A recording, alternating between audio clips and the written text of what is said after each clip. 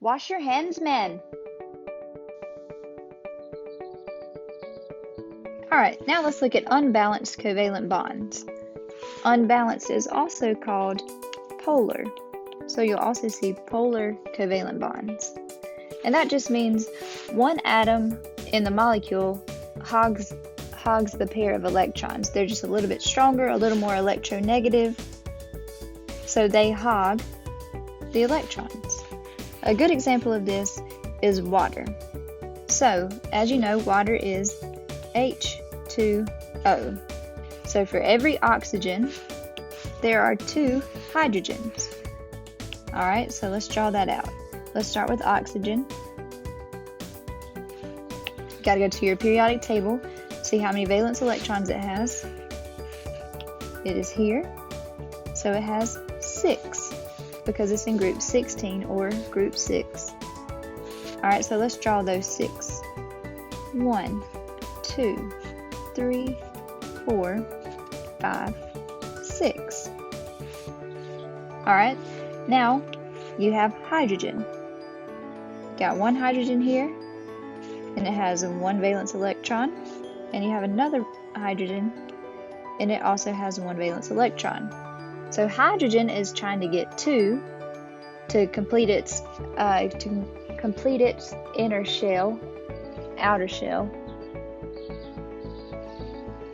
To complete its outer shell, and oxygen is trying to get 8. Remember, hydrogen is just a weirdo. So they could share these, and if we were to draw that out over here, they would share with that line, which means a covalent bond. Then you'd have your hydrogen, and then these would also share, so we'll draw that here. And you have your other hydrogen. Now, you still have to include those valence electrons on the oxygen, and there are 4. So, 1, 2, 3, 4. Alright, to understand how they are unbalanced, you have to look at the periodic table and electronegativity. Electronegativity is the ability to attract a pair of electrons. And you've already written this down, and that's another thing you watched the video on. But this trend, this periodic trend, goes up and to the right. So all these up here have the highest electronegativity. That means they have the strongest pull on the electrons.